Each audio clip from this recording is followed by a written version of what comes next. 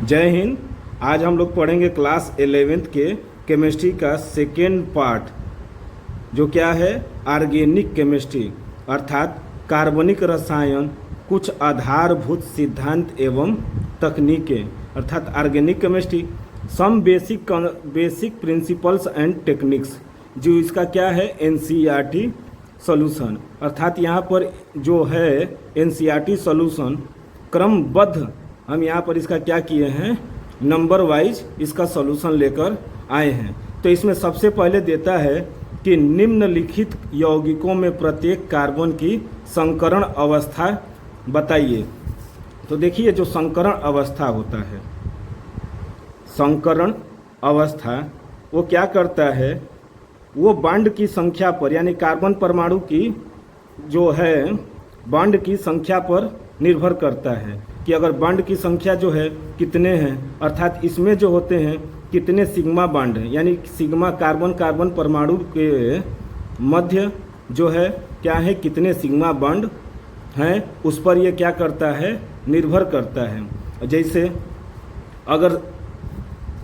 जैसे हुआ कि कार्बन सिंगल बॉन्ड है तो यहाँ पर क्या हो जाएंगे एक सिग्मा बॉन्ड होगा। अगर कार्बन डबल बॉन्ड है तो इसमें क्या होते हैं एक सिग्मा बॉन्ड तो एक क्या होता है पाई बॉन्ड। अगर कार्बन ट्रिपल बॉन्ड होंगे तो इसमें क्या होते हैं एक सिग्मा बॉन्ड हो जाता है तो दो क्या हो जाते हैं पाई बॉन्ड, अर्थात इसमें क्या होंगे एक सिग्मा बॉन्ड तो क्या हो जाएंगे दो पाई बॉन्ड। इसमें डबल बॉन्ड में एक सिग्मा बॉन्ड होता है तो एक क्या होते हैं पाई, और इसमें तो सिंगल है तो वो क्या होंगे सिग्मा बॉन्ड। तो ये जो होते हैं ना ये परमाणुओं की सिग्मा बॉन्ड के जो होते हैं, यहाँ पर आइए इसकी परिभाषा थोड़ा सा देख लिया जाए कि संकरण सिग्मा आबंध की संख्या पर क्या करता है निर्भर करता है, जो परमाणु के द्वारा क्या होते हैं बने होते हैं। यदि सिग्मा आबंध की संख्या 2 है तो वो क्या होंगे sp संकरण, यदि सिग्मा आबंध की संख्या 3 हो तो वो क्या हो जाएंगे sp2 संकरण, तथा यदि सिग्मा आबंध की संख्या 4 हो तो वो क्या हो जाते हैं sp3 संकरण प्राप्त होता है। तो आइए इसका आप देखते हैं क्या दिया था आपके बुक में। जो पहला क्वेश्चन दिया है कि CH2 डबल बॉन्ड का ये C डबल बॉन्ड O, तो इसमें क्या करेंगे सबसे पहले इन सबको बॉन्ड की तरह तोड़ देंगे, अर्थात CH2 double bond C double bond O, इसको ऐसे तोड़ सकते हैं CH और ये क्या हो जाएंगे double bond C double bond O। अब इसमें देखा जाएगा कि कौन कौन से सिग्मा बॉन्ड हैं। तो हम बोले थे कि अगर सिंगल बॉन्ड है तो वहाँ पर क्या होते हैं एक सिग्मा बॉन्ड और एक सिग्मा बॉन्ड, दो हो गए। और यहाँ पर भी क्या होंगे एक सिग्मा बॉन्ड तो एक क्या हो जाएगा पाई। इसी तरह ये भी क्या होंगे एक सिग्मा बॉन्ड तो एक पाई बॉन्ड, अर्थात ये क्या हो गए देखिए। अब देखेंगे सिग्मा बॉन्ड की सिग्मा कितने हैं, तो 1 2 3 यानी कितने हो गए 3 सिग्मा, और इसमें 1 2 ही सिग्मा है, 2 है ना। तो क्या करेंगे अगर अब देखिए यहाँ पर कि 1 2 3 सिग्मा आबंध है तो क्या होंगे sp2, और यहाँ पर 1 2 कितने हैं सिग्मा तो 2, तो इसकी संकरण अवस्था क्या हो जाएगी sp, अर्थात देखिए यहाँ पर लिखे भी हैं कि अगर 3 सिग्मा आबंध हैं तो क्या होंगे sp2 संकरण और 2 होंगे तो sp संकरण। इसी तरह आपका दूसरा जो क्वेश्चन दिया था इसी में वो है CH3 CH double bond CH2, तो इस C को हम क्या किए इसे किए, और यहाँ पर कितने हाइड्रोजन है 3, तो 1 2 3 हाइड्रोजन। इसके बाद कार्बन के मध्य क्या किए हैं एक सिंगल बॉन्ड। इसी तरह ये कार्बन के मध्य कितने बॉन्ड हैं तो 2, और ये 1 2। तो आइए अब इसके सिग्मा बॉन्ड को गिन लेते हैं तो कितने हैं 1 2 3 4, यानी इस कार्बन के कितने सिग्मा आबंध हो गए तो 4, तो 4 होंगे तो उसके लिए क्या करेंगे sp3। उसी तरह इसके लिए 1 2 3 तो कितने सिग्मा आबंध है 3, तो इसकी संकरण अवस्था sp2, और उसी तरह इसका 1 2 3 इसके भी 3 है तो इसकी भी संकरण अवस्था क्या हो जाएगी sp2 संकरण। जो अगला क्वेश्चन है देखते हैं, देखिए CH ये 3 है, CH3 का होल ट्वाइस है, अर्थात ये दिया था CH3 का होल ट्वाइस CO। तब यहाँ पर देखिए कितने CH3 हैं, 2, और साथ में क्या है CO। तो यहाँ पर देखिए 2 हैं, तो एक को क्या किए हैं यहाँ पर लिख दिए कि C, 3 का हाइड्रोजन है तो 1 2 3। उसी तरह इसके बाद क्या लगा दिए कार्बन, और वहाँ पर क्या लगाएंगे कार्बन। कार्बन क्या होते हैं, डबल बॉन्ड से जुड़े होते हैं, क्योंकि कार्बन की वैलेंसी भी चाहिए यहाँ पर पूर्ण करने के लिए। तो यहाँ पर 2 हो गए और ये कार्बन से जुड़ गया। इसके बाद एक अभी यहाँ पर CH3 क्या है बचे हैं, उसको भी क्या कर दिए यहाँ पर रख दिए। तो अब सबको क्या करेंगे, अब सिग्मा बॉन्ड ऐड कर लेते हैं। तो इस कार्बन से कितने हैं, सब सिंगल बॉन्ड से जुड़े हुए हैं, देख रहे हैं सब सिंगल बॉन्ड से जुड़े हैं। तो कितने सिग्मा बॉन्ड, 1 2 3 4। तो कितने सिग्मा बॉन्ड, 4 सिग्मा बॉन्ड। तो क्या हो जाएंगे sp3 संकरण। उसी तरह इसमें देखेंगे कि 1 2 तो हो गए सिंगल बॉन्ड, लेकिन एक क्या है डबल बॉन्ड। तो एक क्या होगा सिग्मा बॉन्ड, तो दूसरा क्या होगा पाई बॉन्ड। यानी इस कार्बन पर कितने सिग्मा बॉन्ड, तो 3। तो क्या होंगे 3 सिग्मा बॉन्ड, तो क्या हो जाएंगे sp2 संकरण। और उसी तरह इस कार्बन पर भी क्या है सभी सिंगल आबंध है, तो यहाँ पर भी 1 2 3 4, यानी क्या हो गए 4 सिग्मा आबंध, तो क्या कहलाएंगे sp3 संकरण। तो ये हो गए। जो अगला है चौथा नंबर, वो क्या है CH2 डबल बॉन्ड CHCN। अब यहाँ पर देखा जाएगा कि सबको पहले क्या करें, रेखा अब ये उसको तोड़ देते हैं आबंध में। तो देखिए इसको क्या हुआ, ये कार्बन है, इस पर कितने हाइड्रोजन बॉन्ड है, तो 1 2 है ना। इसके बाद कार्बन कार्बन डबल बॉन्ड, फिर इस कार्बन से ये कार्बन क्या है डबल बॉन्ड से जुड़ा है, और यहाँ पर क्या होंगे कार्बन नाइट्रोजन से क्या कर दिया है ट्रिपल बॉन्ड से जुड़ा है। तो इसको भी देख लेते हैं, इस कार्बन से कितने सिग्मा बॉन्ड है, तो 1 2 3, क्योंकि ये क्या है डबल बॉन्ड है, तो यहाँ पर क्या हो जाएंगे एक पाई बॉन्ड। यानी इस कार्बन पर कितने सिग्मा आबंध है, तो 3, तो इसकी संकरण अवस्था sp2। अब यहाँ पर देखेंगे 1 2 ये 3, इस कार्बन पर भी क्या है 3 सिग्मा आबंध है, तो ये भी क्या होगा sp2 संकरण। लेकिन यहाँ पर देखिए अब ये ट्रिपल बॉन्ड है, तो ट्रिपल बॉन्ड अगर हो जाते हैं तो हम बताए हैं कि ऊपर वाला और नीचे वाला क्या हो जाते हैं पाई, या एक क्या हो जाता है सिग्मा। तो यहाँ पर कितने सिग्मा बॉन्ड, 1 और 2 हो गए। तो 2 सिग्मा बॉन्ड के लिए क्या होते हैं sp संकरण। ये हो गए। अगला नंबर जो है देखिए, ये क्या है बेंजीन, यानी C6H6।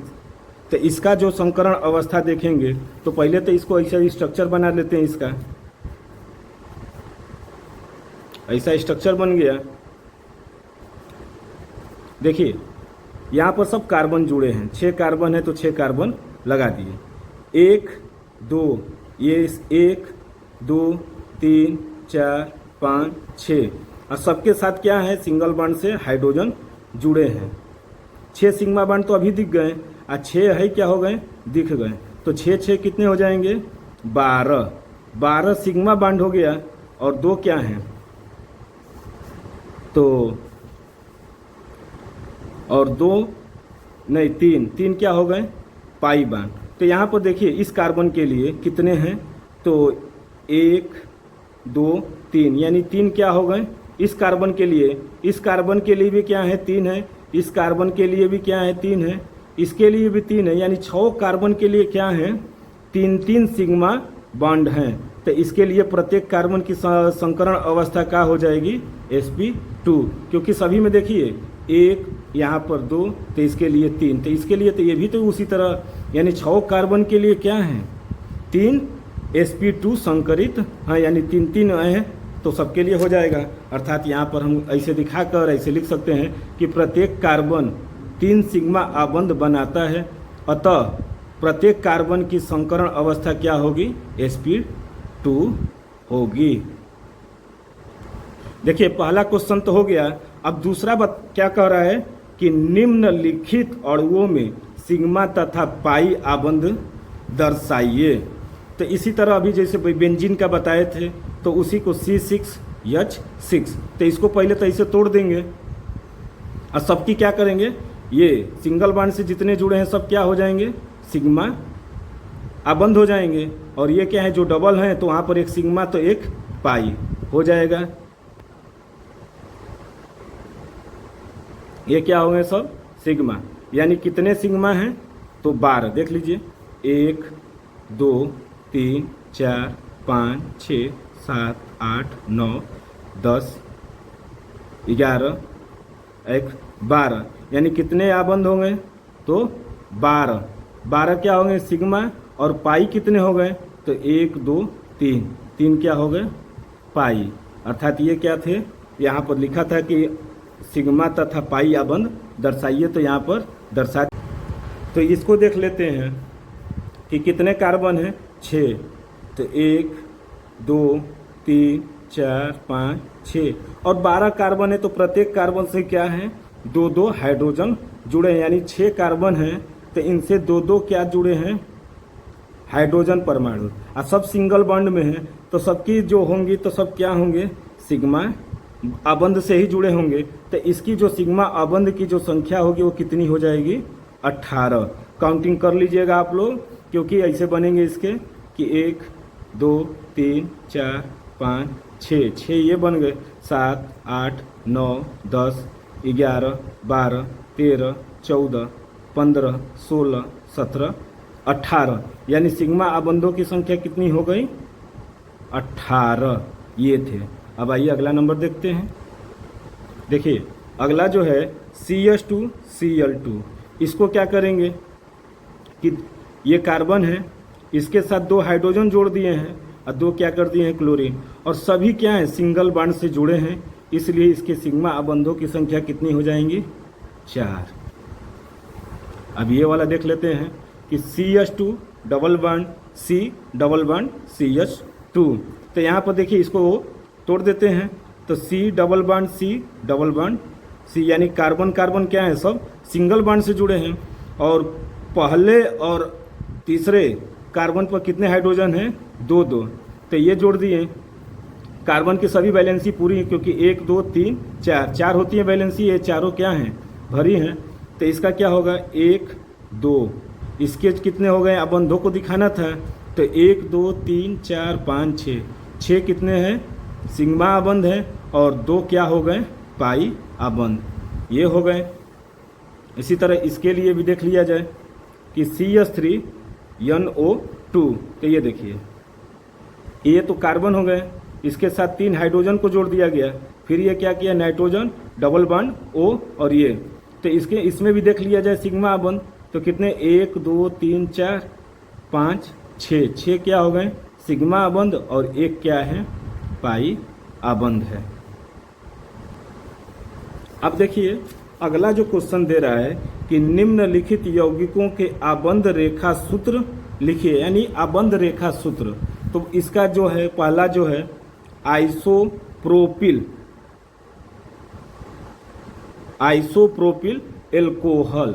आइसो मतलब क्या होते हैं कि सेकंड कार्बन से वो क्या होंगे, जो ये दिया रहेगा आपका समूह वो जुड़ा रहेगा, यानी 3 कार्बन में जो दूसरे नंबर पर जो कार्बन होगा वहाँ पर जो समूह होंगे उसी को हम लोग क्या बोलते हैं आइसो। तो आइए देखते हैं ये कि क्या दिया आइसोप्रोपिल, यानी CH3 और यहाँ पर एल्कोहल है तो OH समूह जुड़ेगा, तो वो क्या होंगे OH, वो भी कहाँ जुड़ेंगे आइसो कार्बन पर, यानी 2 कार्बन उनसे क्या होंगे घिरे होंगे। तो यहाँ पर क्या होंगे देखिए इसकी रेखा आबंध सूत्र ऐसे खींच देंगे, यानी एक क्या हो गया यहाँ पर कुछ नहीं है तो CH3 और यहाँ पर भी कुछ नहीं है तो CH3, और यहाँ पर एक कार्बन है और एक ये जुड़ा है, लेकिन इसी कार्बन के साथ ये क्या होते हैं जुड़े रहते हैं। तो ये क्या कहलाते हैं रेखा आबंध सूत्र। ये तो उसकी पूर्ण संरचना हो गई, क्योंकि आइसोप्रोपिल सिर्फ नाम दिया था तो इसकी पूर्ण संरचना बना दिया गया और फिर इसके बाद इसका आबंध रेखा सूत्र। इसी तरह ये दिया है कि 2,3 डाईमेथिल ब्यूटेनल, तो ब्यूटेनल यानी एल्डिहाइड ग्रुप का होता है, जिसको संरचना होती है CHO, यानी एल्डिहाइड ग्रुप का है ये, यानी इसको अल बोलते हैं, लास्ट में अल आकर जुड़ जाते हैं।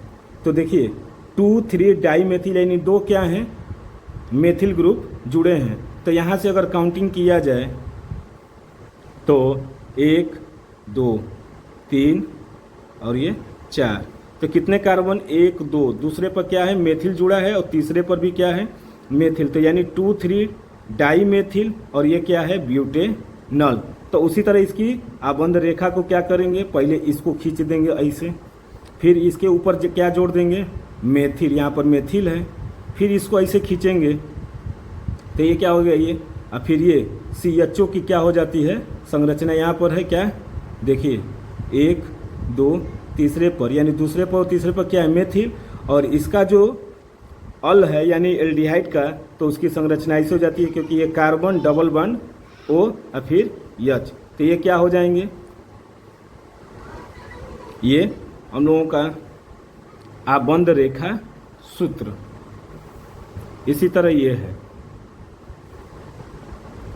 हेप्टेन 4 ओन, यानी कीटोन ग्रुप।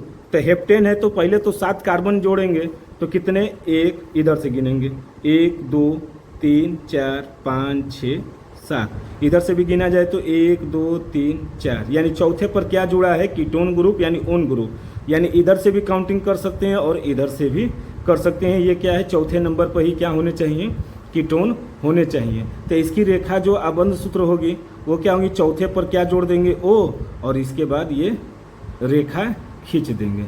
तो ये क्या थे, हेप्टेन 4 ओन। देखिए आपके चौथा जो क्वेश्चन दिया था वो पूछा है कि IUPAC नाम बताइए, यानी कुछ आपके सवाल दिए रहेंगे और उसका क्या बताना है, IUPAC। तो यहाँ पर दिया है, कैसे दिया है संरचना, तो पहले यहाँ पर कुछ नहीं है तो क्या लिखेंगे, CH3, यहाँ पर CH2, यहाँ पर भी CH2, कितने कार्बन, 1 2 3, तो ये क्या हो जाएंगे, 1 2 3, यानी C3 हाइड्रोजन की संख्या 3 2 5 2 7, यानी C3H7, तो इसका नाम क्या हो जाते हैं, प्रोपिल। तो यानी ये क्या है और ये क्या है, बेंजीन रिंग है, तो प्रोपिल बेंजीन, ये क्या, इसका IUPAC नाम क्या हो गया, प्रोपिल बेंजीन। इसी तरह ये वाला दिया है नाम, ख का दिया है, क्या ऐसी संरचना बनाया है और इसका नाम पूछा है। तो यहाँ पर कुछ नहीं है तो CH3, यहाँ पर CH2, यहाँ पर क्या हो जाएंगे CH, और इसके साथ क्या जुड़ेगा, CH3, और फिर यहाँ पर CH2 और ये CN। देखिए यहाँ पर रेखा आबंध सूत्र के द्वारा हम इसको प्रदर्शित कर दिए कि यहाँ पर क्या है, CH3, यहाँ पर CH2 CH और ये, तो इसका क्या नाम हो जाएंगे, देखिए कितने मेथिल, तीसरे पर क्या है, मेथिल ग्रुप जुड़ा है, क्योंकि इधर से 1 2 3, तीसरे पर क्या, इधर से भी गिनेंगे तो 1 2 3, यानी तीसरे पर क्या है, मेथिल है, और कार्बन की संख्या कितनी है, 5, और ये जुड़ा है CN, तो ये N, तो उसको क्या बोल देंगे, पहले पर क्या जुड़ा है, नाइट्राइल, यानी इसका पूरा टोटल नाम क्या हो जाएगा, 3 मेथिल पेंटेन और 1 नाइट्राइल, यानी इसका IUPAC नाम क्या हो गया, 3 मेथिल पेंटेन 1 नाइट्राइल। अब अगला नंबर जो है इसे दिया है क्या, ऐसी संरचना दिया है, तो यहाँ पर कुछ नहीं है तो क्या लिखेंगे, CH3 CH3 CH3 और लास्ट वाला ये भी क्या है, CH3, ये हो गए। तो अब सबको नाम, पहले इसको क्या करें, दिखा दे सभी कार्बन को, तो ऐसे 1 2 3 4 5 6 7, हम यहाँ पर इधर से साइड से किए हैं, क्यों, क्योंकि इधर से इसकी साइड जो चेन होती है क्या है, बहुत ही नज़दीक है, इसीलिए। तो यहाँ पर क्या हो गए, देखिए दूसरे पर क्या जुड़ा है, मेथिल, इसके बाद और कहीं जुड़ा है, तो ये 5वें पर, यानी 5वें पर भी क्या है, मेथिल ग्रुप जुड़ा है, यानी 2,5 डाई मेथिल क्या हो जाएंगे, हेप्टेन, क्योंकि कार्बन की संख्या कितनी है, 7, यानी दूसरे और 5वें पर क्या जुड़ा है, डाई मेथिल, यानी मेथिल ग्रुप, तो 2 है तो 2 के लिए क्या लिखेंगे, डाई, तो ये क्या हो गए, 2,5 डाई मेथिल हेप्टेन। इसी तरह ये है, ऐसी संरचना दिया है, तो यहाँ पर कुछ नहीं है तो क्या लिखेंगे, CH3 CH2 C, यहाँ पर देखिए यहाँ पर क्या हो जाएंगे C, क्योंकि यहाँ पर 2 हैं, इसके बाद CH2 CH2 CH2 CH3 यानी 1 2 3 4 5 6 7। पहले तो ये क्या है, हेप्टेन है, और कहाँ है तो इधर से गिनेंगे 1 2 3, क्योंकि इधर से क्या है साइड चेन निकले हुए हैं। तो क्या निकले हैं, क्लोरो और ब्रोमो, यानी तीसरे कार्बन पर क्या जुड़े हैं, क्लोरो और ब्रोमो। तो क्लोरो को पहले नहीं लेंगे, पहले किसको लेंगे, ब्रोमो को, क्योंकि अल्फ़ाबेट में C बाद में आता है और B पहले आता है। तो क्या लिखेंगे, 3 ब्रोमो 3 क्लोरो और कितने कार्बन, 7। तो वही हो जाएंगे 3 ब्रोमो 3 क्लोरो हेप्टेन, ये हो गए। अब अगला नंबर जो है देखिए, अगला क्वेश्चन कि ऐसे दिया है, यानी यहाँ पर तो इसका क्या नाम हो जाएगा, यहाँ पर कुछ नहीं है, तो ये यहाँ पर CHO यानी ये क्या है, एल्डिहाइड ग्रुप का ये जुड़ा हुआ है। तो क्या लिखेंगे, कहाँ जुड़ा है, तो देखिए एक यहाँ पर CHO यानी ये क्या है, एल्डिहाइड है पूरा टोटल। तो क्या हो जाएंगे, इसको लिख सकते हैं CHO, इसके बाद CH2 ये CH2 इधर से CH, तो वही इधर से काउंटिंग होंगी। तो 1 2 3 यानी क्या होंगे, 3 क्लोरो प्रोपेनल, क्योंकि ये क्या है, एल्डिहाइड ग्रुप है, देख रहे हैं ना, ये जोड़ दिए। तो इसके नाम क्या हो जाएंगे, 3 क्लोरो प्रोपेनल। अब आइए अगला नंबर देखते हैं, Cl3 CH2OH यानी ये क्या है, देखा जाए तो पहले कार्बन से कितने क्लोरीन जुड़े हुए हैं, तो 3, यानी 1 2 3। इसके बाद इधर से C, यानी देखा जाए एक बार फिर से, तो देखिए यानी इधर से काउंटिंग कर लिया जाए तो क्या है, 1 2 यानी 2 2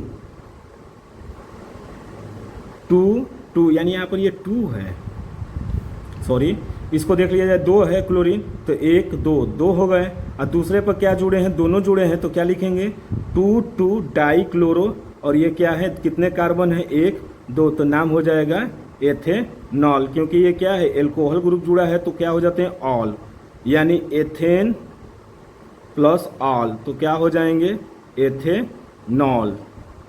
यानी दूसरे पर ही क्या है, दो क्लोरीन परमाणु जुड़े हैं, तो क्या हो जाएंगे, 2 2 डाई क्लोरो एथेनॉल। इसी तरह आप लोगों का 5वां जो क्वेश्चन दिया है कि निम्नलिखित यौगिकों में से कौन सा भाग IUPAC पद्धति के अनुसार सही है। तो यहाँ पर देखिए 2 2 डाई मेथिल अथवा 2 डाई मेथिल पेंटेन, ये तो साफ है गलत दिख रहा है कि ये गलत है। क्यों, क्योंकि 2 मेथिल ग्रुप जुड़े हैं, लेकिन यहाँ पर इंडिकेट नहीं किया है कि कहाँ कहाँ जुड़े हैं, सिर्फ 2 लिखा है। और जबकि यहाँ पर क्या है, 2 2 यानी दूसरे ही कार्बन पर क्या है, 2 जुड़े हैं, लेकिन दोनों को क्या होगा, दिखाने की ज़रूरत पड़ती है। तो यहाँ पर 2 2 लिखा है, जबकि यहाँ पर क्या लिखा है, 2, इसलिए ये वाला क्या हो जाएंगे, गलत हो जाएंगे। देखिए कैसे, 2 2 डाई मेथिल पेंटेन सही है, 2 डाई मेथिल पेंटेन गलत है, क्योंकि 2 मेथिल समूहों को एक ही स्थान 2 से निरूपित किया गया, इसीलिए क्या है, गलत है। इसका संरचना देख लीजिए आप लोग, ये है इसकी संरचना, यानी दूसरे ही कार्बन पर क्या है, मेथिल ग्रुप जुड़े हुए हैं। अब आते हैं अगला क्वेश्चन, क्या दिया है कि 247 try methyl octane, 247 try methyl octane अथवा 257 ट्राई मेथिल ऑक्टेन। तो देखिए यहाँ पर देखा जाए इसको, 247 यानी 247 ट्राई मेथिल ऑक्टेन क्या है, सही है, क्योंकि 247 कितने हो गए, 13 का जोड़, आइए 257 14 से क्या है, कम है, इसलिए ये क्या है, सही है। इसी तरह ग वाला देख लिया जाए कि 2 क्लोरो 4 मेथिल पेंटेन अथवा क्लोरो 2 मेथिल पेंटेन में कौन सही है। तो यहाँ पर देखिए 2 क्लोरो 4 मेथिल पेंटेन क्या है, सही है, क्योंकि इसमें नंबर यानी नंबरिंग उस ओर किया गया है जहाँ से Cl परमाणु क्या है, पास स्थित है। जबकि 4 क्लोरो यानी वही अल्फ़ाबेट वाली बात आ रही है कि कि सी और यम कौन पहले आएगा, तो पहले सी आ रहा है तो पहले सी को ही क्या करेंगे, उसका अंकन करेंगे, न कि मेथिल को। और जबकि यहाँ पर देखिए, यहाँ पर क्या कर रहा है कि जब 4 क्लोरो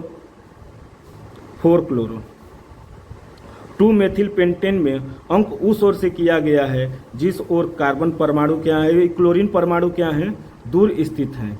अर्थात वही है कि 2 क्लोरो यानी पहले क्या आएंगे क्लोरो, इसके बाद मेथिल आएंगे, इसीलिए ये क्या है, सही है। जबकि ये 4 क्लोरो आ रहे हैं, 2 मेथिल आ रहे हैं, तो इसीलिए ये क्या हो गए हैं, गलत हो गए हैं। इसी तरह घ नंबर है आप लोगों का ब्यूट 3 आइन 1 आल अथवा ब्यूट 4 ऑल 1 आइन। तो इसमें कौन सही होगा, तो ब्यूट 3 आइन 1 आल सही है। ब्यूट 4 आल में प्रधान समूह OH का स्थान क्या है, अंकन यानी स्थानांक यानी अंकन क्या है, बड़ा है, इसीलिए ये क्या है, इसको सही माना गया, जबकि इसको क्या है, गलत माना गया। क्योंकि ये अगर पीछे रहता है तब ये क्या हो जाते हैं, सही हो जाते हैं। जैसे इसका क्या स्थान प्रधान है, इसीलिए ये क्या है, सही है। यानी ब्यूट 3 आइन 1 आल क्या है, सही है। इसी तरह आप लोगों का अगला जो क्वेश्चन दे रहा है कि निम्नलिखित 2 सजातीय श्रेणियों में से प्रत्येक के प्रथम 5 सजातों की संरचना लिखिए। देखिए 5 सजातीय, जो पहला है आप लोगों का कार्बोक्सिलिक अम्ल है, दूसरा जो है कीटोन है, और तीसरा क्या है, एल्किन समूह है। यानी इन तीनों के 5-5 क्या लिखने हैं, उदाहरण देना है, यानी संरचना सूत्र देना है। तो आइए देखते हैं, सबके अलग अलग ऐसे खींच लेंगे लाइन, और सबके लिए क्या लिखेंगे, पहला कार्बोक्सिलिक, इसके बाद कीटोन, इसके बाद एल्किन। इसमें पहला जो होगा मेथेनोइक अम्ल, यानी कार्बन की संख्या यहाँ पर क्या लिख दिए, 1, तो इसका नाम मेथेनोइक अम्ल। ये क्या हो जाएंगे, प्रोपेन 2 ओन, यानी दूसरे कार्बन पर क्या जोड़ दिए हैं, ओन, और ये क्या हो जाएंगे, एथेन। इसी तरह इसमें दो कार्बन एक लिए थे, अब इसमें क्या करेंगे, 2, तो इसका नाम एथेनोइक अम्ल। इसका ब्यूट 2 ओन, यानी 4 ले लिए, इसमें 3 था तो इसमें क्या कर लिए, 4, 1 2 3 4, और यहाँ पर भी कार्बन की संख्या क्या कर ले, 3, तो 1 2 3, यानी ये क्या हो जाएंगे, प्रोपीन। यानी सब में क्या करेंगे, कार्बन की संख्या बढ़ा देंगे। अब इसमें क्या आएंगे, पहले में 1 लिए थे, दूसरे में 2, तीसरे में प्रोपेनोइक अम्ल, इसमें पेंटेन 3 ओन, यानी तीसरे पर क्या जुड़े हैं, ओन ग्रुप, और ये ब्यूट 1 इन, यानी क्या कर लिए हैं, ब्यूट 1 इन। जैसे एथीन, प्रोपीन, अब ये क्या कर लेंगे, ब्यूट, यानी 4 कार्बन है तो ये क्या हो जाएंगे, ब्यूट 1 इन, यानी 3 है तो प्रोपेनोइक, पेंटेन 3 ओन, ब्यूटेन 1 इन। अब क्या करेंगे, कार्बन की संख्या 4 ले लेते हैं, क्योंकि 5 तक पूछा है तो कोई भी ले सकते हैं। तो 4 के लिए क्या हो जाएंगे, ब्यूटेनोइक अम्ल, क्योंकि कार्बोक्सिलिक अम्ल है तो ब्यूटेनोइक अम्ल, देख लीजिए 1 2 3 4। इसी तरह इसके लिए ले लेते हैं, पेंटेन ले लिए थे, अब इसमें क्या ले लेंगे, हेक्सेन लीजिए या फिर हेप्टेन ले लीजिए, तो 7 ले लिए, 1 2 3 4 5 6 7, यानी दूसरे पन में क्या जोड़ा है, ओन, तो ये क्या हो जाएंगे, हेप्टेन 2 ओन, और ये क्या हो जाएंगे, ब्यूट लिए थे, अब इसमें क्या कर लेंगे, पेंट, तो पेंट इन, और ये 5वां जो है वो क्या हो जाएंगे, ब्यूटेनोइक लिए थे, अब क्या लेंगे, पेंटेनोइक अम्ल, और यहाँ पर ये हेप्ट पहले लिख दिए थे, अब क्या लिख देंगे, हेक्सेन, और तीसरे पर क्या है, ओन, तो हेक्सेन 3 ओन। इसी तरह पेंट 1 इन लिखे थे, यहाँ पर क्या लिख देंगे, हेक्स 1 इन, यानी कार्बन की संख्या क्या किए हैं, 6 ले लिए, तो ये हो गए। अर्थात ये आपका क्या था, आज 6वें का, कि निम्नलिखित 2 सजातीय श्रेणियों में से प्रत्येक के प्रथम 5 सजातों के क्या लिखना था, संरचना। तो ये उनके क्या थे, सॉल्यूशन थे। अब आइए देखते हैं अगला नंबर। आप लोगों का अगला क्वेश्चन जो है, निम्नलिखित के संघनित और आबंध रेखा सूत्र लिखिए तथा यदि उनमें कोई क्रियात्मक समूह हो तो उसे भी क्या करिए, पहचानिए। तो दिए गए यौगिकों का संगणित तथा आबंध रेखा सूत्र लिखने के लिए पहले यौगिक संरचना की क्या पड़ती है, जरूरत पड़ती है। तो पहला आपका दिया था 2 2 4, 2,2,4 ट्राई मेथिल, यानी कितने मेथिल, 3 मेथिल, और क्या है पेंटेन, यानी कार्बन की संख्या कितनी हो गई 5। तो पहले इसका क्या लिखेंगे संरचना सूत्र। तो देखिए 1 2 3 4 5, यानी दूसरे का 2 2, यानी दूसरे पर क्या है मेथिल ग्रुप जुड़े हुए हैं, यानी दूसरे पर। तो ये इधर से लग रहा है कि उल्टा हो गया है, सॉरी। तो इधर से गिन लेते हैं 1 2 3 4 5, ये वाला हम क्या कर दे रहे हैं काट दे रहे हैं, क्योंकि दूसरे पर ही क्या है 2 2 मेथिल है ना। तो दूसरे पर क्या किए 1 2 2 मेथिल हो गए, और तीसरे पर चौथे पर क्या है मेथिल, यानी मेथिल की संख्या 1 2 3, तो ट्राई मेथिल, और कार्बन की संख्या 5। तो ये हो गए इसकी संरचना सूत्र। अब इसका संघनित सूत्र देखना है। तो देखिए ये कार्बन है ना, इसके साथ कितने CH3 जुड़े हैं, तो 3। तो 1 2 3 CH3 का होल थ्राइस, और साथ में क्या है ये कार्बन हो गए, फिर CH2, फिर CH, और इसके बाद यहाँ पर देखिए इस कार्बन CH तो ऐसे लिख दिए, इसके बाद कितने CH3, तो 2, तो CH2 का होल ट्वाइस। अब इसकी आबंध रेखा जो सूत्र होती है ये, यानी देखिए 1 2 3, दूसरे यानी ये हो गए, पहला CH3 यहाँ पर हो गया, और 1 2 CH3, इसके बाद ये कार्बन, इसके बाद ये, और फिर CH2, इसके बाद ये दोनों जुड़े हैं, तो एक यहाँ पर CH3, एक यहाँ पर CH3, यानी कार्बन की संख्या देख लीजिए 1 2 3 4 5, ये हो गए। तो ये क्या थे इसकी आबंध रेखा सूत्र, और इसके क्रियात्मक समूह क्या हैं N है, क्योंकि सभी क्या हैं सिंगल बॉन्ड से जुड़े हुए हैं, इसीलिए इनकी क्रियात्मक समूह क्या है N, यानी एल्केन है, यानी सिंगल बॉन्ड होता है तो एल्केन होते हैं। तो ये इसकी क्या हो गई क्रियात्मक समूह। अब आइए इसका ख नंबर देखते हैं। देखिए ख नंबर दिया है 2 हाइड्रोक्सी 1,3,1,2,3 प्रोपेन ट्राइट कार्बोक्सिलिक अम्ल, यानी पहले पर क्या है हाइड्रोक्सी, इसके बाद क्या जुड़े हैं 1 2 3 प्रोपेन ट्राई कार्बोक्सिलिक अम्ल। तो दूसरे पर क्या जुड़ा है हाइड्रोक्सी, यानी हम यहाँ पर क्या किए हाइड्रोक्सी यानी OH को जोड़ दिए। इसके बाद पहले पर क्या जुड़े हैं 1 2 3, यानी 1 2 3 पर क्या जोड़ देंगे कार्बोक्सिलिक अम्ल, यानी COOH। ये वाला क्या करना है जोड़ना है। तो पहले कार्बन पर COOH, दूसरे पर भी COOH, और तीसरे पर भी क्या लिख दिए COOH। तो इसका जो क्या था ये संरचना सूत्र था किसका 2 हाइड्रोक्सी 1 2 3 प्रोपेन, यानी 3 कार्बन, ट्राई 3 कार्बोक्सिलिक अम्ल, यानी कार्बोक्सिलिक अम्लों की संख्या कितनी है 3, कार्बन की संख्या प्रोपेन है तो 3, और दूसरे पर क्या है हाइड्रोक्सी। ये इसका क्या हो गया संरचना सूत्र। अब आइए इसका क्या देखते हैं संघनित सूत्र, ये लिख दिए हैं 1 2 आइए 3, यानी कार्बन की संख्या कितनी 3, यहाँ पर भी देख सकते हैं ये हो गए। इसकी रेखा बंध जो सूत्र है ये OH,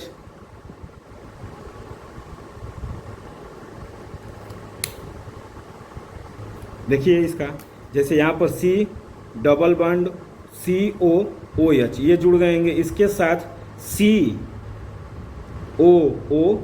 ये हो गए, इसी के साथ ये है ये वाला कार्बन। इसके बाद ये यहाँ पर दूसरे पर क्या है हाइड्रोक्सी, यहाँ पर भी क्या है CO, इसके बाद OH, इसके बाद यहाँ पर भी CO, इसके बाद OH, यानी ये क्या है इसकी रेखा आबंध सूत्र। इसका क्रियात्मक समूह क्या है 2 है इसमें, पहला जो है कार्बोक्सिलिक अम्ल है और दूसरा क्या है OH यानी हाइड्रोक्सी। यानी ये क्या थे देख लीजिए इसका, इसमें 2 क्या है ये तो हो गए आप लोगों का COOH यानी कार्बोक्सिलिक, और ये क्या हो गया हाइड्रोक्सी। यानी इसमें 2 क्रियात्मक समूह उपस्थित हैं, पहला जो है कार्बोक्सिलिक अम्ल और दूसरा हाइड्रोक्सी अम्ल हाइड्रोक्सी। तो अब आइए अगला नंबर देखते हैं। फिर अगला दे रहा है हेक्सेन डाई अल, यानी क्या है डाई अल है ना, तो ये क्या हो जाएंगे क्या है हेक्सेन डाई अल यानी एल्डिहाइड ग्रुप हो गया CHO। तो क्या लिखेंगे पहले कार्बन पर ही क्या जोड़ देते हैं देखिए यहाँ पर दो क्या है डाई ऑल, यानी दो को क्या लिखेंगे CHO। तो यहाँ पर गिन काउंटिंग कर लेते हैं कितने हैं हेक्सेन। तो 1 2 3 4 5 6 6 कार्बन है और वो भी क्या है हेक्सेन है, यानी सिंगल बॉन्ड। सभी कार्बनों को क्या किए सिंगल बॉन्ड से जोड़ दिए। और पहले और छठवें नंबर पर हमने क्या किया है ऑल यानी एल्डिहाइड ग्रुप को जोड़ दिया है, इसीलिए इसका नाम क्या हो गया हेक्सेन डाई ऑल। इसकी संगणित जो सूत्र होंगे वो देख लिया जाए। संगणित सूत्र CHO CH2 का क्या हो लिखेंगे 4, यानी देखिए 1 2 3 4 4 क्या है CH2, तो उसका होल टेट्रा यानी 4 को इसमें घेर दिए और पहले और चौथे पर ये क्या लगा दिए आखिरी में CHO, यानी दो क्या हो गए डाईऑल और CH2 कितने हैं 4। तो ये देखिए CH चारों। आइए इधर CH और इधर भी क्या है CH। अब आते हैं रेखा आबंध सूत्र। तो रेखा आबंध सूत्र यानी यहाँ पर क्या है CHO और यहाँ पर भी क्या है CHO और बाकी सब क्या है इसकी रेखा सूत्र है, यानी CH2 CH2 CH2 CH2 और यहाँ पर भी CHO CHO ये हो गए, यानी एल्डिहाइड ग्रुप हो गए। और इसमें क्रियात्मक समूह क्या है एल्डिहाइड, यानी ये क्या है CHO। आइए अब अगला नंबर देखते हैं। देखिए अब दे रहा है कि निम्नलिखित यौगिकों में क्रियात्मक समूह को पहचानना, यानी दिया है और उसके साथ साथ हम लोगों को क्या पहचानना है उसका क्रियात्मक समूह। तो देखिए इसमें सबसे ऊपर जो दिया है क्वेश्चन में कि CHO, तो हम अभी बार बार बात करने ये क्या है एल्डिहाइड है और ये क्या हो जाएंगे OH है तो एल्कोहल, ये जो है RO और ये तो इसका नाम हो जाता है फिनॉलिक, यानी ये फिनॉल है और इसी के साथ साथ क्या जुड़ा है तो फिनॉलिक ईथर, यानी ये क्या है हम लोगों का फिनॉलिक, यानी पहला क्या हो गया एल्डिहाइड, दूसरा ये एल्कोहल और तीसरा फिनॉलिक। अब इसी तरह इसका दूसरा जो है इसको देख लिया जाए कि ऐसे दिया है इसकी संरचना आपकी किताब में और इसकी जो आंसर होंगे वो देखिए कैसे जुड़े हैं इसको, यानी यहाँ पर देखिए R डबल बॉन्ड OR वो क्या हो जाते हैं एस्टर, यानी ये क्या है जैसे ये जुड़ा था आपका तो ये क्या है एस्टर है। इसके बाद 1 2 ये हटा देंगे और इसके साथ क्या है तृतीय एमीन, यानी ये क्या है तृतीय एमीन। इसको एमीन क्यों तृतीय क्यों बोलें, क्योंकि ये जो नाइट्रोजन है कितने कार्बन से जुड़े हुए हैं तो 3, यानी इस तरह इधर से एक कार्बन इधर से एक कार्बन और एक कार्बन, तो इसको क्या बोलेंगे तृतीय एमीन, क्योंकि इसके साथ क्या है 3 कार्बन परमाणु जुड़े हैं। तो जो 3 कार्बन परमाणुओं से जुड़े रहते हैं तो उसे क्या बोलते हैं टर्सरी कार्बन या तृतीय कार्बन या थर्ड डिग्री कार्बन उस तरह बोला जाता है। तो ये एमीन है नाइट्रोजन, इसलिए इसको क्या बोलेंगे 3 डिग्री एमीन या टर्सरी एमीन। तो ये यहाँ पर 2 क्रियात्मक समूह जुड़े हैं और यहाँ पर देखिए इस नाइट्रोजन के साथ क्या है एक कार्बन परमाणु जुड़ा है, इसलिए इसको क्या लिखेंगे 1 डिग्री एमीन, क्योंकि ऊपर है यहाँ पर C है तो इसके साथ एक कार्बन है तो इसीलिए इसको क्या करेंगे लिखेंगे 1 डिग्री एमीन। इसको 3 डिग्री एमीन और ये क्या है जुड़ा है तो एस्टर, यानी ये क्या हो गया 1 डिग्री एमीन, ये क्या हो गया एस्टर हो गया और ये 3 डिग्री एमीन ये हो गए। अर्थात ये इसका सॉल्यूशन था, जबकि ये इसका क्या है क्वेश्चन। अब आइए अगला नंबर देखते हैं। जैसे आपका ये क्वेश्चन में दिया है और इसका सॉल्यूशन है देखिए ये, यानी ये क्या है NO2 जुड़ा है ना, तो ये क्या होते हैं नाइट्रो होते हैं और ये क्या होते हैं डबल बॉन्ड है यानी एल्कीन है। तो ये क्या हो जाएंगे इसको एथानिलिक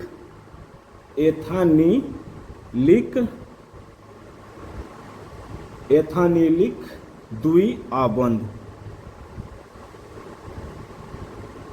इसका नाम क्या हो जाएंगे एथानिलिक द्विआबंध, क्योंकि एथिन से यहाँ पर लिखे भी हैं और ये क्या है नाइट्रो समूह से जुड़े हैं। तो इसका यानी क्या हो गए 2 क्रियात्मक समूह हो गए, एक हो गया नाइट्रो और दूसरा हो गया एथानिलिक द्विआबंध, ये हो गए देखिए यहाँ पर लिखे भी हैं।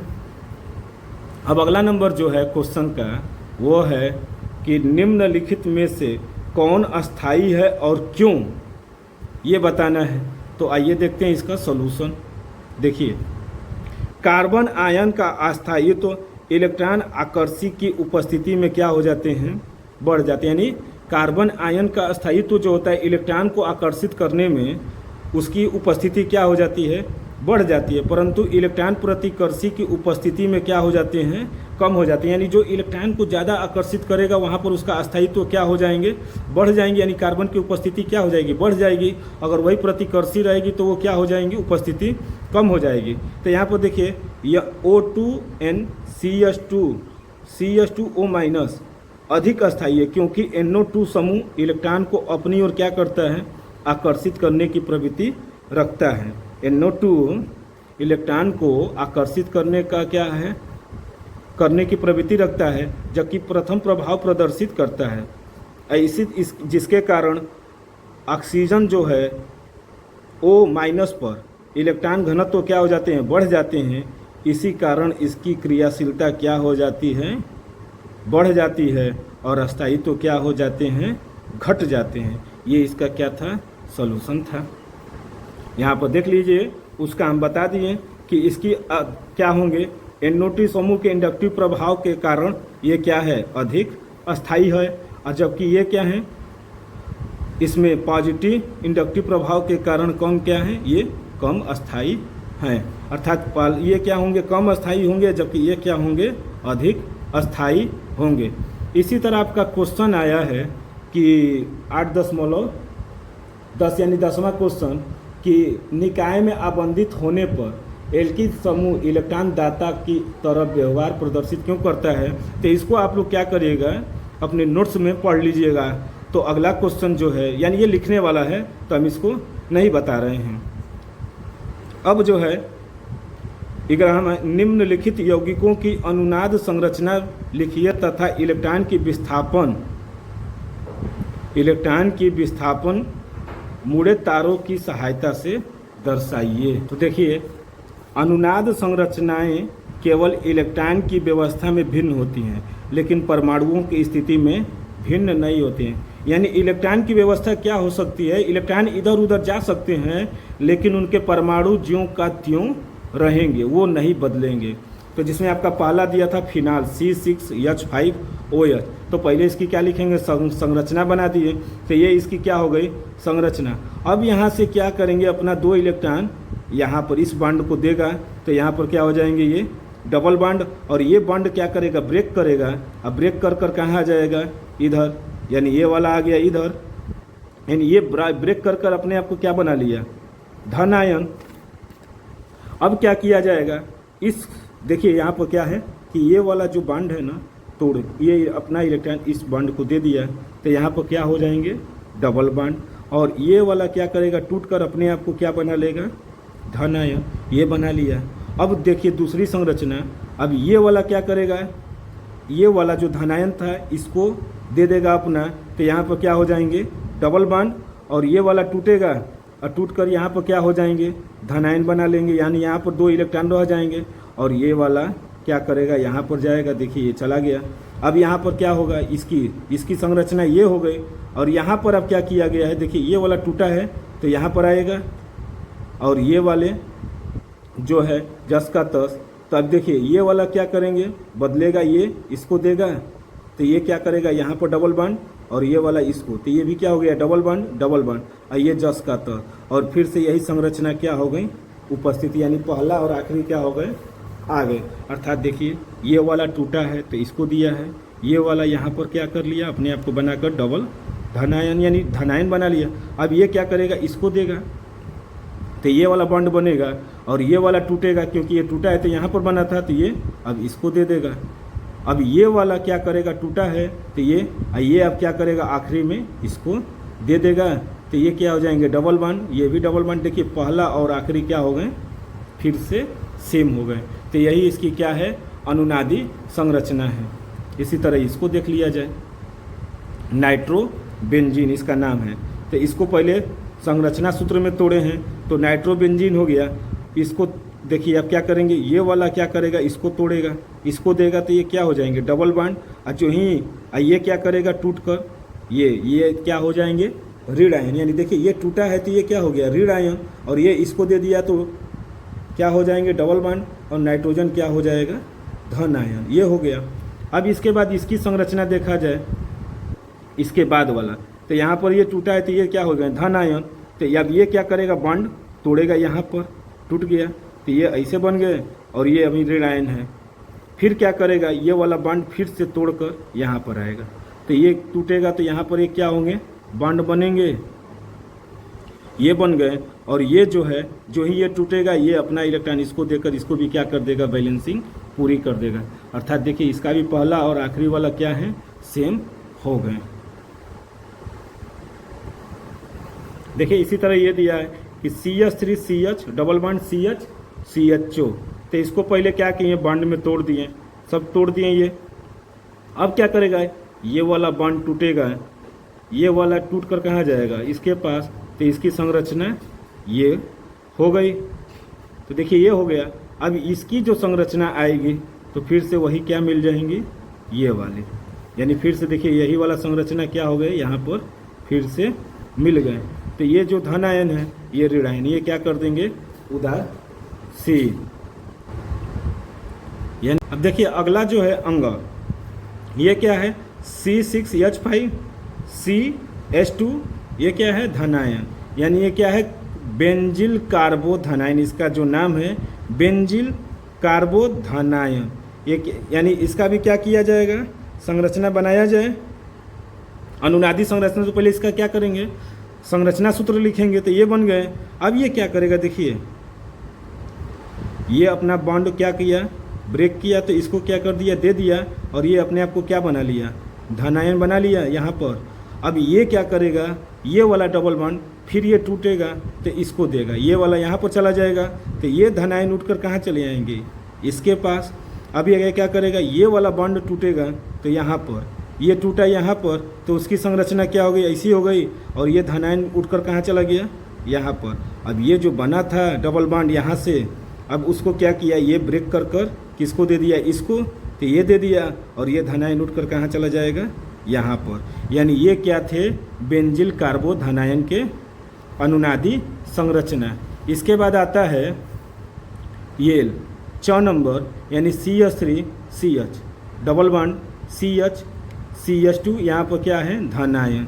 ये भी क्या है, इसका नाम ब्यूट। कितने कार्बन, 1 2 3 4, ब्यूट 2 इन, दूसरे कार्बन पर क्या है, डबल बॉन्ड है तो इन, और इसके बाद कार्बोधनायन, क्योंकि यहाँ पर धनायन है तो कार्बन पर है तो इसलिए कार्बोधनायन। अब इसकी क्या किया जाएगा, अनुनादी संरचना। तो देखिए CH3 C double bond CH, इसके बाद CH2, ये। अब ये बॉन्ड अगर टूट कर यहाँ पर आ गया, यहाँ पर, तो ये वाला धनायन क्या करेगा, फिर यहाँ पर चला आएगा। तो यही इसकी क्या, देखिए यहाँ पर, और यहाँ पर आकर के ये क्या बना लेगा, डबल बॉन्ड, और ये वाला जो धनायन था उठकर कहाँ चला गया, इस दूसरे कार्बन पर। तो ये क्या हो जाएंगे, इसकी अनुनादी संरचना। अब अगला जो क्वेश्चन है कि इलेक्ट्रॉन स्नेही और नाभिक स्नेही क्या हैं, उदाहरण सहित समझाइए। तो ये आप लोग अपने नोट्स में देख लीजिएगा। आइए अब अगला क्वेश्चन देखते हैं। इसी प्रकार देखिए 13वां नंबर कि निम्नलिखित समीकरण में रेखांकित अभिकर्मकों को नाभिक स्नेही तथा इलेक्ट्रॉन स्नेही में क्या करना है, वर्गीकृत करना है। जैसे आपका ये दिया है CH3 COOH plus OH minus, इसमें पूछा है कि OH क्या है, नाभिक स्नेही है कि इलेक्ट्रॉन स्नेही। तो यहाँ से तो ये निकल कर क्या बना लिए, H2O, और ये क्या बना लेगा, CH3 COO माइनस, यानी ये क्या, एसिटिक अम्ल, और OH माइनस। तो ये देखिए क्या है, एक तरह से नाभिक स्नेही है, यानी ये क्या हो गया, नाभिक स्नेही, क्योंकि ये नाभिक को क्या करता है, आकर्षित होता है। तो ये क्या हो जाएंगे, OH माइनस एक नाभिक स्नेही है। इसी तरह ये दूसरा कि CH3 C double bond CH3 plus CN, तो ये देखिए C पूछ रहा है कि नाभिक स्नेही है कि इलेक्ट्रॉन स्नेही। तो C क्या है, एक तरह से नाभिक स्नेही है, क्योंकि इसकी अभिक्रिया ये है, और कार्बन है ऋणात्मक है, और ये क्या है, नाभिक स्नेही। इसी तरह ये C6H5 प्लस CH3C, ये प्लस हो गए O, तो ये क्या है, नाभिक स्नेही है कि कि इलेक्ट्रॉन स्नेही। तो ये जो टोटल है ये क्या है, एक तरह से इलेक्ट्रॉन स्नेही, क्योंकि ये क्या करते हैं, इलेक्ट्रॉन की तरफ आकर्षित होते हैं। धनायन है तो धनायन है तो किधर जाएंगे, ऋण आयन की तरफ, और इलेक्ट्रॉन पर क्या कौन से आवेश होते हैं, तो ऋण आवेशित, इसीलिए ये क्या है, एक तरह से इलेक्ट्रॉन स्नेही। अब अगला जो क्वेश्चन दे रहा है 14 नंबर कि निम्नलिखित अभिक्रियाओं को वर्गीकृत कीजिए। अब ये क्या पूछा है कि ये अभिक्रिया हैं, इस अभिक्रिया में एक नाभिक स्नेही कौन सा है, Br माइनस, ये नाभिक को क्या करता है, नाभिक में क्या बैठे होते हैं, तो धनायन, यानी ऋण आयन कहाँ जाएगा, नाभिक की तरफ, और धन आयन जो है किधर भागेगा, इलेक्ट्रॉन की तरफ, यानी ऋण आयन की तरफ। तो यहाँ पर इस अभिक्रिया में एक नाभिक स्नेही Br माइनस यहाँ पर दिख रहे हैं को अन्य नाभिक स्नेही Hs द्वारा प्रतिस्थापित किया जा रहा है, यानी इसको क्या किया जा रहा है, हटा दिया जा रहा है और इसको लाकर इसके जगह पर रख दिया जा रहा है, तो प्रतिस्थापित किया जा रहा है। अतः यह एक नाभिक स्नेही प्रतिस्थापन अभिक्रिया है, क्योंकि ये जो Hs माइनस है ना, इसको हटाकर कहाँ कर दिया जाए, इसको अब Br को हटाकर अलग कर दिया गया, यानी ये क्या है, एक तरह से नाभिक स्नेही है, प्रतिस्थापन अभिक्रिया है। यानी ये क्या हो गए, नाभिक, क्योंकि ये क्या किया गया है, हटाया गया है। ये क्या है, धनायन, जैसे देख लेते हैं एक बार कि CH3CH2Br और ये है Hs माइनस। अब देखिए इसको तोड़ेंगे तो CH3 CH2 धन आयन और है क्या हो जाएगा, ऋण आयन। तो यही, यानी ये है ना, कहाँ भागेगा, नाभिक की तरफ। तो ये क्या बन जा रहे हैं, CH3 CH2 Hs, और ये इसको क्या कर दे रहे हैं, प्रतिस्थापित कर दे रहे हैं। यानी यहाँ पर क्या हो रहे हैं, नाभिक स्नेही प्रतिस्थापन अभिक्रिया हो रही है। तो वही क्या है, नाभिक स्नेही प्रतिस्थापन अभिक्रिया। ख नंबर है कि CH3 का whole twice C carbon double bond CH2 HCl, तो ये वाले बन रहे हैं। तो यहाँ पर कार्बन कार्बन क्या है, डबल, यानी द्विआबंध में HCl जुड़ा है, अतः यह एक इलेक्ट्रॉन स्नेही योगात्मक अभिक्रिया है। यानी ये क्या कर रहा है, इलेक्ट्रॉन को स्नेह कर रहा है, यानी इलेक्ट्रॉन स्नेही योगात्मक, यानी सभी को क्या कर दिया है, जोड़ दिया। HCl आकर जुड़ गया इसके साथ, इस कार्बन के साथ, तो HCl हो गए, जिसके कारण ये क्या हो गए हैं, इलेक्ट्रॉन स्नेही योगात्मक अभिक्रिया, क्योंकि जोड़े हैं, कोई अलग नहीं हुए हैं।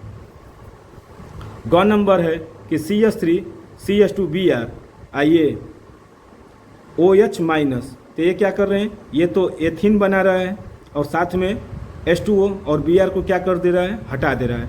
तो यहाँ पर हाइड्रोजन और ब्रोमीन कार्बन परमाणुओं का क्या हो रहा है, हानि या फिर ह्रास हो रहा है, अतः यह एक निराकरण अभिक्रिया है। इसी तरह ये वाला दे रहा है कि CH3 का होल थ्राइस कार्बन, कार्बन ये क्या है, single bond CH2O plus HBr, तो ये भी क्या है, देखिए यहाँ पर ये बने इसकी अभिक्रिया दिया है आपकी किताब में। तो ये क्या है, नाभिक स्नेही OH माइनस को Br माइनस द्वारा क्या किया जा रहा है, यानी इसको Br द्वारा क्या कर दिया गया है, प्रतिस्थापित कर दिया गया है, अतः यह पुनर्विन्यास युक्त नाभिक स्नेही प्रतिस्थापन अभिक्रिया, यानी OH को हटाकर क्या जोड़ दिया गया है, Br। तो ये भी क्या है, ये भी ऋण आयन, ये भी ऋण आयन, किधर भागेंगे, नाभिक की तरफ, यानी धनायन की तरफ, अतः यह क्या है, पुनर्विन्यास युक्त नाभिक स्नेही प्रतिस्थापन अभिक्रिया है। ये थे। अब आइए अगला नंबर यानी 15वां क्वेश्चन जो क्या कह रहा है कि निम्नलिखित युग्मों में सदस्य संरचनाओं के मध्य कैसे संबंध है, क्या ये संरचनाएं संरचनात्मक या ज्यामितीय या समायवता अथवा अनुनाद संरचनाएं हैं। तो यहाँ पर देखा जाए पहला नंबर क ऐसी दो संरचनाएं दिया गया है। तो ये देखिए 1 2 3 4 और यहाँ पर 1 2 3 4 5 हो जा रहे हैं। ये क्या है, संरचनात्मक समायवी। संरचनात्मक क्या है, समायवी है, और क्या है, स्थान समायवी है, क्योंकि यहाँ पर ओ, इधर से भी क्या है ओ, बस स्थानों में क्या हो गई हैं, स्थान समायवी में क्या हो गए हैं, इसके अंतर है। यही पूछ रहा था कि इनमें बताना है। तो इनमें क्या है, स्थान समायवी, ये हो गए। इसी तरह इसका देखा जाए, ये कार्बन कार्बन, ये देखिए डी यानी एच, एच डी, ये ऐसी आपको क्या दिया है, ये क्या है तो विपक्ष है यानी ट्रांस है, क्योंकि दोनों साइड से क्या है अलग अलग, इधर से भी देख रहे हैं तो ये डी हो गया, ये एच हो गया, यानी ये क्या, हाँ एच हो गए। तो ये अगर सेम सेम रहते हैं तो क्या बोलते हैं सीस, या ऊपर से सेम सेम हो जाते हैं तो कहते हैं सीस। लेकिन ये दोनों क्या है अलग हैं, यानी ये क्या हो जाएंगे ट्रांस यानी विपक्ष समायवी, और ये क्या हो जाएंगे, देखिए ऊपर से भी देख रहे हैं तो क्या है सेम है, और इधर से भी क्या है सेम है, तो ये क्या हो जाते हैं समपक्ष यानी सीस समायी। इस तरह के समूह द्वि आबंध के विपरीत हैं, और समान समूह द्वि आबंध के क्या हैं समान और हैं, यानी समूह जो क्रियात्मक समूह जो था वो क्या है इधर विपरीत है, जबकि इधर क्या है समान हैं। यही है, देख लीजिएगा इसका आंसर। इसी तरह इसका देखा जाए कि ये क्या है, तो अनुनाद संरचना इलेक्ट्रॉन की स्थिति में क्या है यहाँ पर भिन्नता है, लेकिन परमाणु की स्थिति में कोई भिन्नता नहीं है, क्योंकि यहाँ पर H O H O H, यहाँ पर भी एच ओ एच, और यहाँ पर बस क्या बदला है तो सिर्फ इलेक्ट्रॉन की स्थिति, यानी इलेक्ट्रॉनों की स्थिति में क्या हो गई यहाँ पर भिन्नता, क्योंकि ये यहाँ पर था और यहाँ पर, तो ये क्या हो गई इलेक्ट्रॉनों की भिन्नता हो गई। अब देखिए अगला जो क्वेश्चन दे रहा है कि निम्नलिखित आबंध विदलनों के लिए इलेक्ट्रॉन विस्थापन को मुड़े तीरों द्वारा दर्शाइए तथा प्रत्येक विदलन को समांश अथवा विषमांश में वर्गीकृत कीजिए। साथ ही निर्मित सक्रिय मध्यवर्ती उत्पादों में मुक्त मूलक कार्बन धनायन तथा कार्बन ऋणायन पहचानिए। तो देखा जाए पहला क्वेश्चन, पहले क्या होते हैं मुक्त मूलक समांश विखंडन का परिणाम होते हैं, जबकि आयनों का निर्माण तब होता है जब अभिकारक विषम विदलन से गुजरता है। तो यहाँ पर देखा जाए पहला क्वेश्चन आप लोगों का ये दिया है, तो ये क्या है देखिए ऐसे टूटे हैं, ये जो कार्बन परमाणु हैं ये कार्बन क्या, ये जो ऑक्सीजन है ये बीच से क्या कर दिए हैं ब्रेक कर दिए, यानी ये इधर से अलग अलग हो गया और ये भी क्या हो गए अलग हो गए। तो यहाँ पर समांश विदलन तो हो रहे हैं, लेकिन ये दोनों क्या हो गए मुक्त मूलक हो गए, देख रहे हैं यहाँ पर ये हो गए। उसी तरह आपका दूसरा जो दिया था क्वेश्चन वो ऐसे दिया है क्वेश्चन, इसको इस तरह भी लिखा जा सकता है, क्योंकि यहाँ पर OH है तो यहाँ पर एक माइनस होगा, और इसको तोड़े हैं इस तरह, तो देखिए यहाँ पर क्या हो रहे हैं टूटकर विषम विदलन बना रहे हैं, यानी ये क्या है टूटकर क्या बना लिए विषम विदलन। और ये वाला आपका, तो ये क्या है ये टूटेगा तो Br को क्या कर दिया माइनस, और यहाँ पर क्या हो गए धनायन, तो ये क्या हो जाएंगे कार्बन धनायन, और कैसा विदलन होगा तो विषम विदलन, यानी ये क्या हो गए कार्बन धनायन बनाया है इसीलिए, और ये विषम,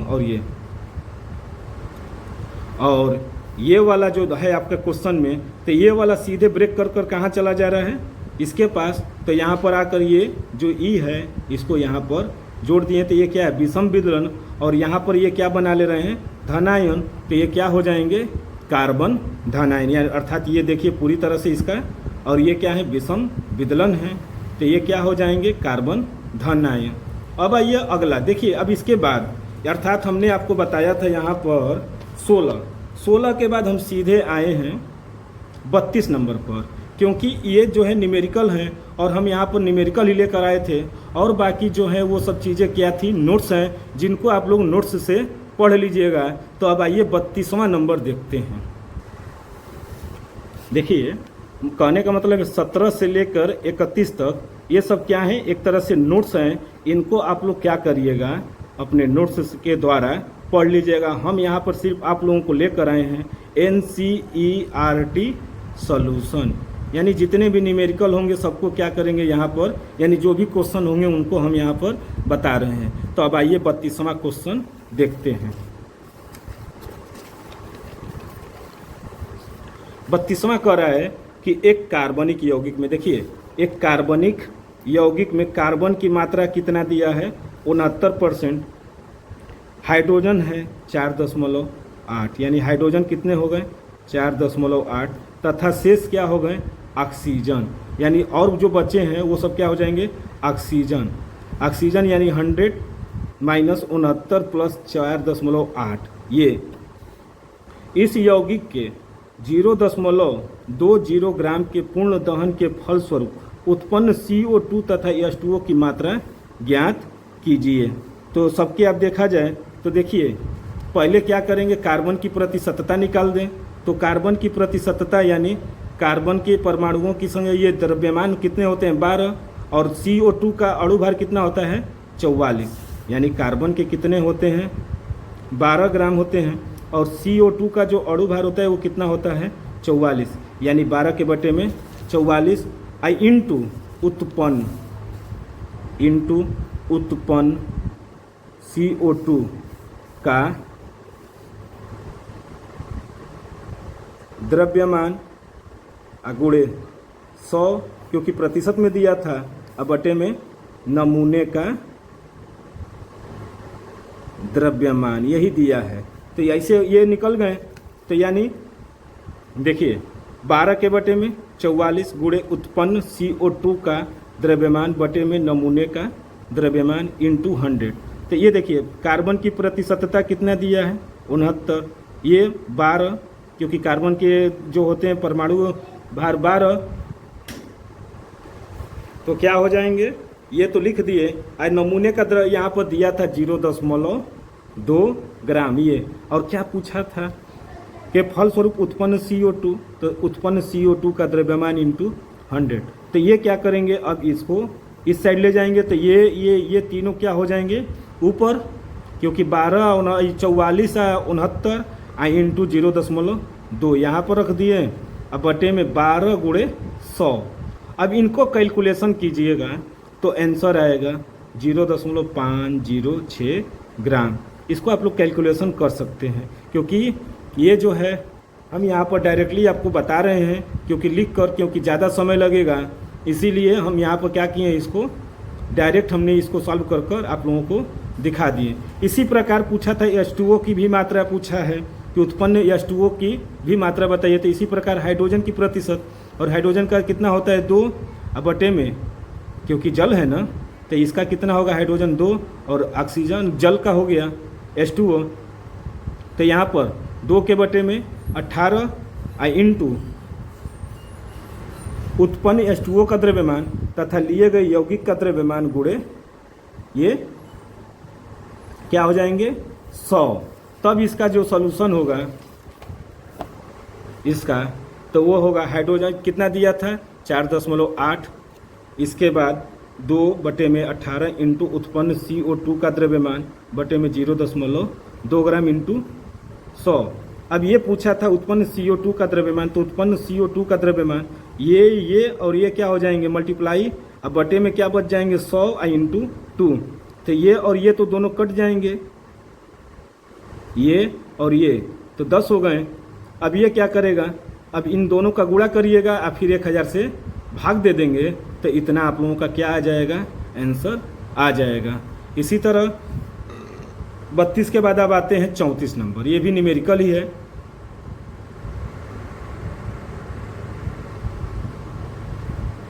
तो केरियस अंकन में 0.3780 ग्राम कार्बनिक क्लोरो यौगिक से 0.5740 ग्राम सिल्वर क्लोराइड प्राप्त हुआ।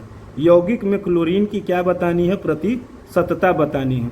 तो क्लोरीन की प्रतिशतता, तो क्लोरीन का अणु भार कितना होता है 35.5, और क्या है सिल्वर क्लोराइड है ना, तो सिल्वर का कितना होगा Ag यानी 108, और क्लोराइड Cl का, तो इन दोनों को ऐड कर देंगे, यानी हम यहाँ पर Cl का कितना होता है 35.5 और Ag का होता है 108, तो AgCl का कितना हो जाएगा, दोनों को ऐड कर देंगे 143.5। तो वही यहाँ पर क्या किए हैं कि 35.5 गुणे बटे में 108 धन 135.5, तो जोड़ देंगे तो इतना आ गया।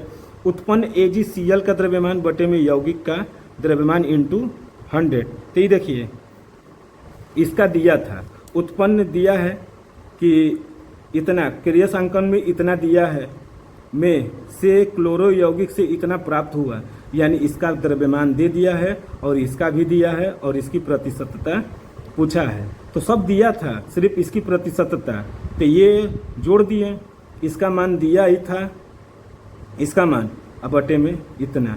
ये देखिए पॉइंट तो सब हट जाएंगे सबके, यानी ये क्या हमें देखिए पॉइंट में, जैसे 35.5 143.5 इंटू 5740 बटे में 03780 इंटू 100।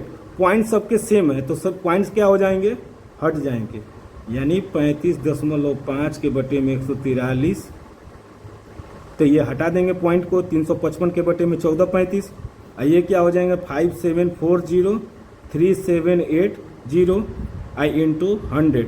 ये और ये तो कट गए, और बाकी ऊपर का गुणा नीचे का गुणा भाग कर देंगे तो कितना आएगा 37.57%, यानी ये क्या है, इसका आंसर हो गया। इसी क्रम में आते हैं अगला 35वां क्वेश्चन। केरियस विधि द्वारा सल्फर के अंकन में इतना सल्फर युक्त कार्बनिक यौगिक से इतना बेरियम सल्फेट प्राप्त हुआ, दिए गए कार्बन यौगिक में सल्फर की प्रतिशतता की गणना कीजिए। देखिए क्या दिया है कि केरियस विधि द्वारा सल्फर के आंकलन में 0.408 ग्राम सल्फर युक्त कार्बनिक यौगिक से 0.668 ग्राम बेरियम सल्फेट प्राप्त हुआ। दिए गए कार्बन यौगिक में सल्फर की क्या बतानी है, प्रतिशतता बतानी है। तो इसका भी देख लेते हैं सॉल्यूशन। तो देखिए दिए गए कार्बनिक यौगिक में सल्फर की प्रतिशतता, तो यहाँ पर सल्फर की प्रतिशतता लिखेंगे, और सल्फर का अणु भार कितना होता है 32, और बेरियम सल्फेट का टोटल का जो अणु भार होगा वो होगा 233 इंटू 100 के बटे में यौगिक का द्रव्यमान।